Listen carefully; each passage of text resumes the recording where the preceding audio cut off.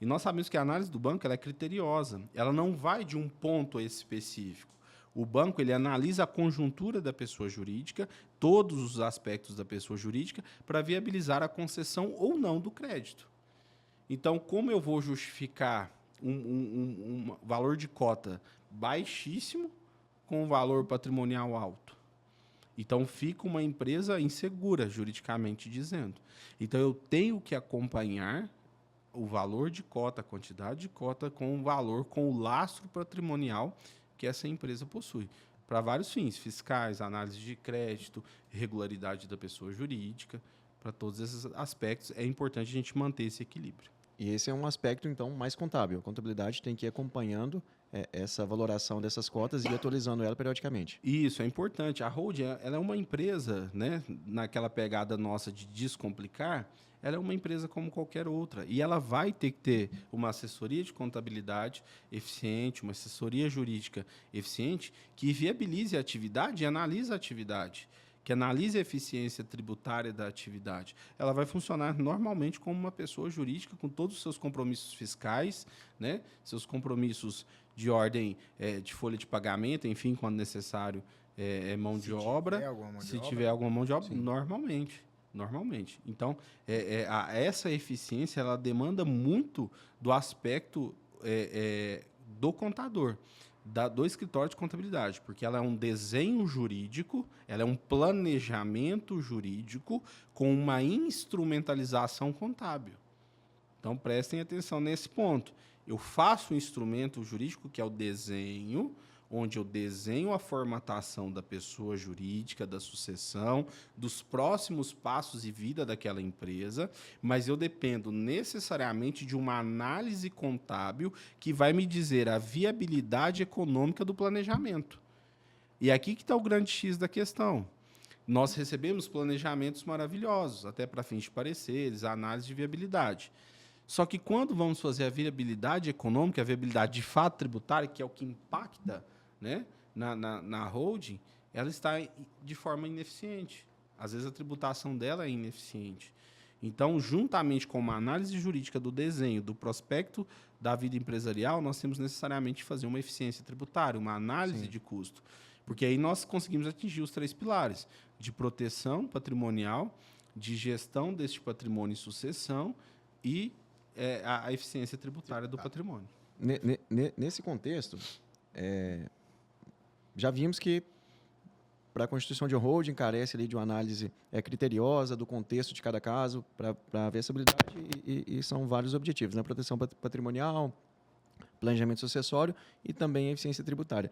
Nesse exemplo que nós estamos discutindo aqui de um inventário, foi constituído da forma correta, o sócio, o cedente do patrimônio, ele foi constituído como administrador não sócio e ele veio a falecer. Podemos dizer que a divisão das cotas para os sucessores ela ocorre de forma automática ou ela ainda carece de um procedimento prévio? Vamos lá, Rodrigo. Se no aspecto, se considerarmos a hipótese de que já houve a sucessão dessas cotas da empresa, ou seja, eu criei a holding, organizei a holding, fiz a sucessão não por meio de inventário, mas fiz uma sucessão empresarial por meio das cotas, antes de haver o evento morte. Aí esse gestor, criador do patrimônio, ele já não é mais sócio. Então, eu não tenho que passar pela sucessão e partilha, porque isso já foi deixado organizado por ele antes do evento morte.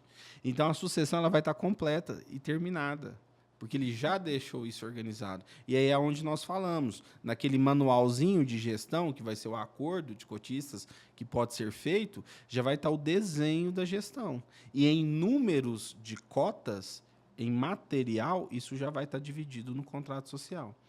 Só que lembrando, não é fazer de qualquer jeito ou simplesmente pagar pelo valor da cota que está ali, desconsiderando o patrimônio integralizado, e estou saindo e pronto. Não é assim. Eu tenho que fazer uma análise eficiente de como vai ser a sucessão e da tributação que vai incidir sobre essa sucessão de cotas dentro da empresa. Como que eu vou passar essas cotas aos meus sucessores?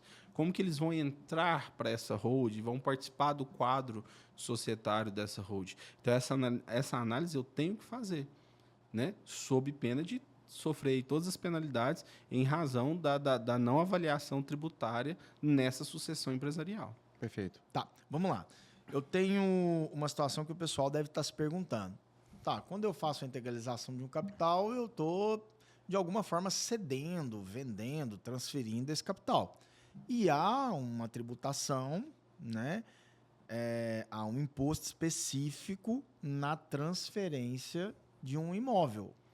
Tá? Então, se eu vendo um imóvel, se eu transfiro, há uma tributação específica ali. Ok. Perfeito. Em que momento que essa tributação vai incidir? Se ela não vai incidir, ou qualquer outra situação que você entenda que é relevante a gente falar sobre isso para esclarecer esse ponto. Porque às vezes a pessoa tá legal, tem tributação, não tem, mas quanto que eu pago esse imposto? Porque eu sei que se eu vender um imóvel, vou fazer o registro, a transferência e vou recolher o imposto. Se eu venho a falecer, eu vou pagar esse imposto lá no inventário. E na holding, quando eu transfiro, como é que funciona? Vamos lá. Vamos contextualizar o tema para que todos possam entender de forma objetiva. Sempre que eu vou me dispor de um patrimônio, eu pago o imposto, dependendo da forma de transmissão e disposição desse patrimônio, em razão da transmissibilidade. O ato de transmissão primordial no direito brasileiro é uma escritura pública, Sim. de compra e venda, de doação, e para cada tipo de negócio, de ato jurídico, eu vou ter um imposto devido e incidente sobre aquele ato. Se falarmos da compra e venda, nós temos o ITBI, que é Imposto de Transmissão de Bens Imóveis, que ele vai incidir justamente pelo fato jurídico da transmissão patrimonial. E na holding, eu estou transmitindo esse patrimônio de pessoa física para uma outra pessoa, seja jurídica ou não? Porque eu posso vender um imóvel para uma pessoa jurídica. Se a gente analisar, sim, o evento transferência está ocorrendo. Eu estou tirando de uma pessoa, mandando para outra. Mas tem o ITBI? Vamos lá. A incidência do ITBI a gente analisa sobre uma integralização de capital. Então, eu vou pegar na holding em específico um patrimônio da pessoa natural, física, e transferir mediante integralização de capital para uma pessoa jurídica, para uma empresa da qual o cotista é o detentor, pessoa física do patrimônio. Então, ele está lá na sociedade, ele constitui uma empresa, ele está tirando da sua pessoa física e indo para a sua pessoa jurídica. Na integralização de capital, nesse remanejamento do patrimônio, nessa transferência do patrimônio para a pessoa jurídica, da qual o proprietário já é sócio, a princípio, numa análise objetiva, nós não teremos a incidência do ITBI. Certo? Certo. Mas, ponto-chave, né? Sempre divulgam, não vai ter incidência do ITBI, não vai ter incidência, beleza, aí faz uma análise financeira totalmente viável, eu transfiro meu patrimônio. Mas que tipo de atividade essa holding vai exercer com esse patrimônio? Ela vai operacionalizar esse patrimônio para fins econômicos, comprar, vender, alugar, arrendar? Então, nós temos que fazer essa análise, porque a depender da legislação de cada município, a depender da legislação do Estado, dependendo da forma com que for feita essa integralização e a destinação desse patrimônio, aí eu posso ver ocorrer na incidência Do ITBI. do ITBI. Mas... Isso logo já na transferência da cota. Isso, mas numa holding meramente gestora, né, numa transmissão simples, a princípio podemos afirmar, não haverá. Mas, a depender da atividade que for ser desenvolvida na holding, provavelmente vai haver. Então, por isso, repetindo, é importante a gente fazer esse estudo dos objetivos. O que eu quero? Para que eu quero constituir uma E holding? se isso não for levado em consideração no momento dessa integralização, o contribuinte ele fica sob um certo risco, então, de ser autuado posteriormente, ou não? Insegurança jurídica. Por quê? Porque se isso não for previsto, ele pode ser pego de surpresa.